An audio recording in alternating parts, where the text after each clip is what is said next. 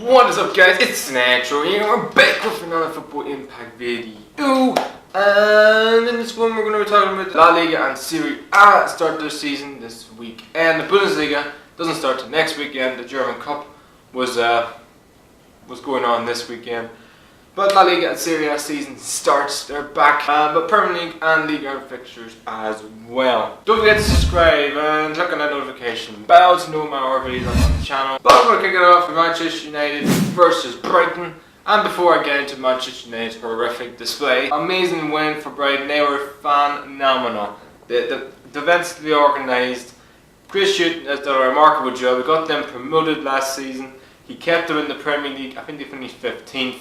And he's just an incredible manager, incredible man as well. So they were a better team. Glenn Murray was a 34-year-old. He looks like 24. He was exceptional. He's put me man of the match. Shane Duff had an exceptional game. They were a better team and fully deserved their 3-2 win. As for Man United, they were as bad as you think, really. Mourinho has definitely lost the dressing room. He doesn't know his best team. I don't know what system they play anymore. At the start of the game, they started 4-3-3 and ended the game with 3-5-2, having Fellaini and Lukaku up front. Like, I don't get what Mourinho is trying to do with his team. I get he's not happy with the whole transfers he brought in the summer. I get he's not happy with his players. But for the love of God, just play what you got.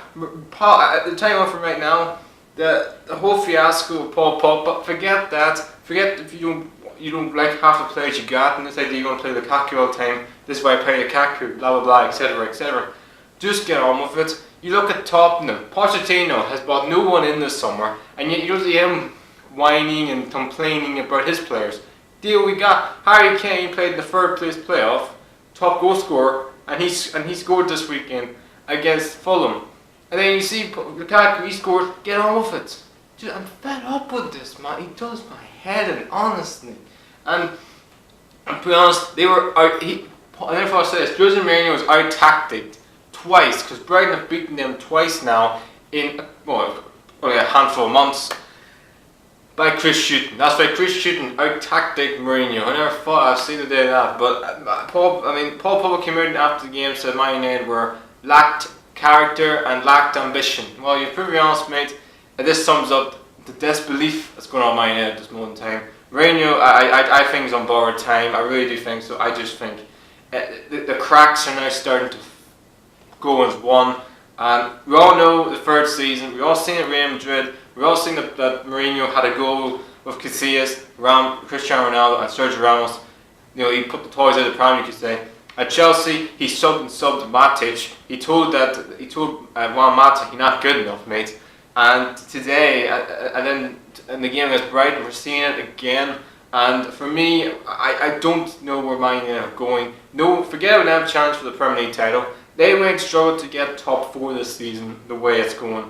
And I just see it all unraveling. And for me, if I was a Man United fan, I'd be worried, very worried, because Man United are no longer the big powerhouse that they were. Teams are not afraid to play Manchester United. Teams are absolutely looking forward to beating Man United. The likes of Brighton, the likes of many other teams who would have been afraid to play Manchester United. Not anymore. There's no fear factor anymore. Teams want to beat Man United because they now know Man United actually have a fear factor playing them. So I think it's going to be a long, long time before we get to see Manchester United fighting for Premier League titles.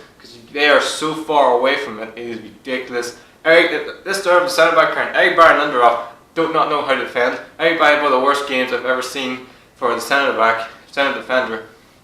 And yet, he played them the whole game with Mourinho. He played by the whole game. If one of the players he could have subbed off in the first half, it was him. Or maybe Martial. We'll get on to Martial later. But it is just catastrophic. Martial had the worst game. I mean, he's so not happy there. And I'm not a Martial fan because we've seen it at the World Cup. Deschamps didn't take him because he does not have teamwork and he doesn't have the character as a player. And for me, I know he's still 22 years old. He's not really at the right mature age, you could say. But you're playing for Man United. You've been there since 19. You should know the capable aspects of doing it. You came through the Monaco Academy ahead of Mbappe. How can you be so far behind Mbappe, who's only 19? I mean, this is ridiculous to say the least. So, I mean, it's all catastrophic errors. Man United were second best to Brighton. Brighton fully deserved to win and kick off the season for good win after performance last weekend against Watford. Chelsea played Arsenal in an absolutely amazing, incredible, unbelievable 3-2 match, 3-2 win for Chelsea. This game had everything that you want in a Premier League match. Goals, catastrophic defending, goalkeepers making errors, like it had everything. And it all started in the first 20 minutes where Chelsea could have been 4 up. Pedro scored the first goal. I have no idea what Hector Bellerin is doing. He can't defend. He doesn't know defending. If you teach him defending, he probably doesn't know how to do it. But Marcos Alonso is a fullback, and he just breezes past Bellerin. He has the freedom of the park, just pass the ball into Pedro, and he puts it into the tap in 1-0. Then Morata, on a counter-attack, scores. I don't know what defending it is. Socrates and Mustafi, there's all 6s and 7s at the back. And Morata, I'm very happy for him to get his first goal of the season, his first goal since I don't know when. So maybe they just need to get some confidence going. Maybe, Sarri believes in him more. So it's a huge goal for him and a big sort of confidence booster for him as well. This is before Aubameyang had an absolute sitter. Mkhitaryan had another sitter, and then Mkhitaryan gets the goal back, and you just went, okay, Arsenal get a goal back. Mkhitaryan gets, even though for me, the Chelsea goalkeeper has to do better for me. It's right there. He has to save it for me. But Chelsea capitulated because Iwobi has the freedom of the park. I don't know what he is marking him. He just slides the ball in and he scores and makes it 2-0. Then Ruby misses a big sitter, which could have been 3-2. And then Morata had a big opportunity in the first half. Great save from Peter Cech, and he made a couple of other big saves as well. So it could have been 4-4 in the first half. The second half, Arsenal made a couple of changes. They took Granit Xhaka off, who was atrocious in this game, who I think is I have no idea what Nuno Emery sees in him. He brought in Torreira, who I think him and Guendouzi look a real decent partnership in the second half. I know they conceded 1 goal in the second half, but I really like Guendouzi. I mean, he looks a real player, Guendouzi, and for me, I will have him and Torreira in the next game, which I think they play West Ham next weekend. So, because Granit Xhaka, come on, seriously, this guy, I don't know what people see in him. He's not a defensive midfield player. I've always said defensive midfield player. Look at the great defensive midfielder over the years for Arsenal, Gilberto Silva. He smells danger. He feels danger. What does Granit Xhaka do? He doesn't even know what danger is. So for me, I don't know what he sees in them. And then the winner, Hazard and Kovacic came on. Kovacic, man, 43 successful passes out of 43 passes. So he was really good in the second half. And Hazard just frees past pretty much Arsenal's defence, even though I don't know what Lacazette's passing the ball to him in the first place. And again, terrible defending, horrific marking, and a great ball in from Hazard into Marcos Alonso, who I thought was man of the match. Great finish, 3-2 win, and then our chances at the end. Ross Burke had a big opportunity, who I thought had an okay game, but it's going to be interesting to see with him and Kante and Jorginho. Can they work as a free midfield? I don't think so. That's why I think Fabregas will be, once he gets back into fitness, I think with Fabregas and Kante and Jorginho in that midfield. I really like the pairing of Jorginho and Kante. Those two have a really good understanding in their own game, and they've never played with each other, so it's incredible that they clicked already. So a great game, great win for Chelsea. Great start to the season. Why is it with this team? They win the league, they fucking horrific, they sack the coach, and then they bring another manager in and they're somehow fighting for the tail again. Just typical Chelsea, isn't it? Arsenal, not a great start to the season for you guys. 2 defeats in a row. It's the first time I think that's ever happened since 95, 96, which is finished 12th that year. I don't think you're going to finish 12th, but I do think it's going to be an uphill task for you guys to get in the top 4 this year. The only chance I think you guys get in the top 4 is probably winning the Europa League. Manchester City just show the superiority yet again after just demolishing the Huddersfield 6-1. Sergio Aguero gets another hat-trick. He's now got his 9th, just 2 off the great man that is Alan Shearer. He will probably smash that really. But the player I want to talk about is Mendy. Honestly, they missed him last season so much. Mendy, his crossing is probably the best in the Premier League, maybe in world football. because he's like an hour winger. He's keeping Sane out of the team, so it shows you what a player Mendy actually is. About David Silva, he's just a maestro, really. I mean, the free kick, I didn't know he's good at free kicks. Well, Kevin De Bruyne may not be on free kicks anymore. What a fucking set piece that was! Like in the top corner, I keep no chance of taking it.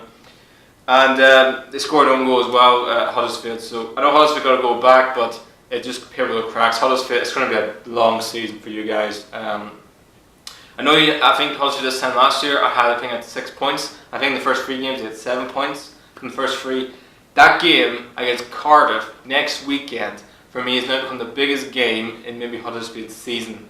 And we're only 3 games in. I think if they lose that game against Cardiff or they don't win that game, it's going to be an uphill task for them to stay in the Premier League. And I worry for Huddersfield because I don't see any goals in their team. They're struggling to keep the ball out of the net.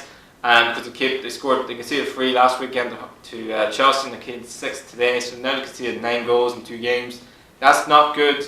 I mean, David Wagner, I think he's still. I don't think he's under pressure, but he's not going to be under pressure with Huddersfield. Like, it's an achievement that they're already in the League, and I just think it's going to be a real struggle for you guys this season.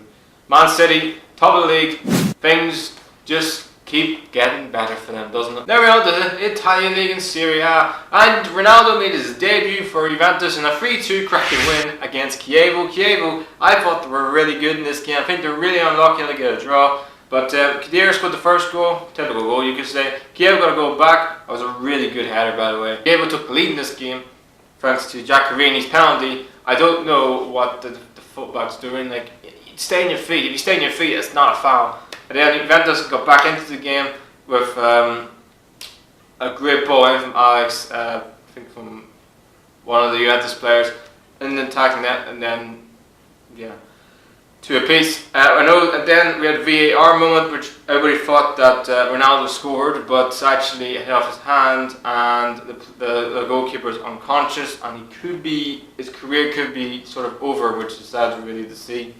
But Juventus find a way, like you do every time, because the mentality of football clubs is incredible in the Italian League. They found a way of getting a win, and they did. Alexander puts an unbelievable ball into the box. I have no idea why he didn't get in the Brazil squad for the World Cup. Great ball, and Benedeschi, right place, right time, in the back of the net, 3-2. Juventus do it every season. They find a way of grabbing a result out of just getting the rabbit out of the hat every single time. But that's a huge win for Juventus because Allegri's on a huge pressure this season. They spent a lot of money on this team. I know it's only one game this season, but it was a big win. But Chievo were really unlucky and okay this season. They've got enough pace and got the goals in them. They were just bang unlucky not to get a draw against Juventus. Napoli played Lazio in what was the biggest game of Serie A this weekend. 2 teams that were fighting for the title at the start of the season last year, and also top 4. And Napoli just edged it, but Immobile scored an absolutely sick goal. All I can say is horrific defending again. This video is going to be all about horrific defending, but outstanding finish from Chiro with Immobile. Then Milik scored the equaliser. He could have scored the second goal, which was ruled out for VAR because of the Koulibaly challenge. And then he gets the winner. Again, terrible defending. Immobile could have got an equaliser from the corner. The ball just came out too fast and didn't know whether to head it or just shoot. So he was caught in 2 minds. But an incredible game, what a match, and a good win for Napoli to start the season. La Liga Juventus found a way of scrapping away of running the game. Lazio were really unlucky. As for Napoli, Carlos gets his first win as Napoli coach. And can they fight for Juventus for the Scudetto this year? Can they even get that? Time will tell. We'll wait and see. The rest is. And last game is Italia in Serie A. Sassuolo get a huge win against Inter Milan. Inter were really poor in this game. Akadi, he had chances, but he looked really interested. He looked like he had the world on his shoulders, you could say. Nangola didn't play in this game, but I expect him to play in the coming fixtures. He's only just probably getting his fitness. I think somebody said he was suspended for this game, so maybe that was the reason why. But it's going to take a lot of time for this Inter team to work as a team. Yes, they're in the Champions League this season, so they can bring in the top quality players. I expect them to finish in the top 4. Do I think they're going to win the league this year? No, because I don't think they have a world-class midfielder, which is the reason why they want to look at Modric, and that's not going to happen. So It's going to maybe you see the best for enter maybe next season, with fun season. And those players be given a 2-year contract. I don't think he's the man really. But hey, wait and see. A good win for Sassuolo. Now we move on to La Liga.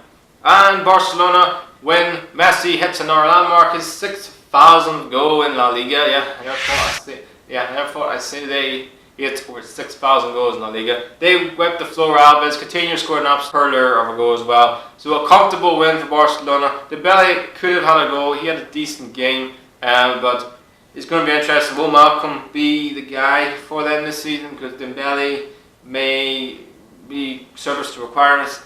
I think just give Dembele a couple of games, give him a handful of matches, give him maybe 5 or 6 games, and just get his confidence going.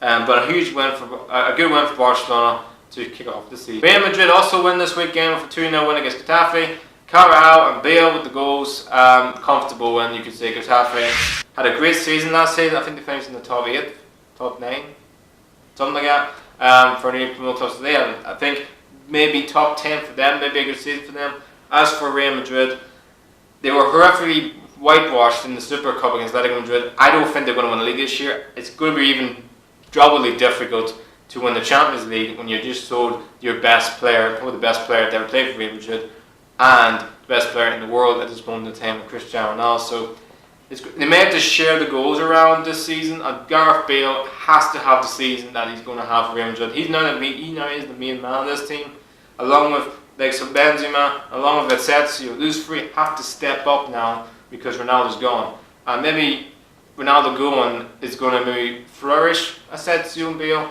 Maybe not, but a good 2-0 win. And I also want to give a new shout out to the new promoted club, who beat Elber 2-1. A good win for them away from home. Get their first ever win in La Liga. The new promoted club never been in La Liga. First time they've got a huge win in La Liga. So good win for them. PSG and Kylian Mbappe has now become the youngest teenager to score 30 goals since 1970 something. Since probably Pele, you could say. So what a player he's going to be for them this season. He's got the pace, the power, and defenders are afraid to even get close to him. So he won the World Cup. He's only 19. He's only going to get better. He is going to be a world star on their hand. He's got PSG have a world player on their hands, no question about it. But got them 3-1 win against Guingamp. But Lyon, who played Rennes, last time these two teams played, Lyon got thrashed 4-1. See, that wasn't the same thrashing, but they lost this game as well to Rennes 1-0, and perfectly honest, they deserve to. Fekir, they need to get Fekir back in as soon as possible. I know he has a major injury, but he wasn't risk for this game, so I expect him, maybe not to start the next game, but especially to play some part of the game for next weekend. But they were second best. Rennes were the better team, and what a win! The new promoted clubs are smashing it, because Marseille also lost to the other new promoted club who's just been promoted from Ligue 1 this season. So new promoted clubs are really kicking off the season fantastically in Ligue 1. I think both of them have got maximum points. What an amazing start for them. It gives them an upper hand going into sort of the season. If they continue this form, they will get 40 points in no time. But it just needs to sort of keep getting the wins from now maybe to 10 matches. When we get 14 points on the board, then they've gone uphill. They've really got a nice cushion over everybody else. But it's going to be a long season for those two teams. Do expect them to in Ligue 1. Time will tell, but good win nonetheless for both the teams. Marseille and Lyon. Back to the drawing board. Definitely back to the drawing board. But guys, we're not going to leave it there. I've got sort of the layer note, I call it, sort of talking about some things that's happened that I think I need to share with you.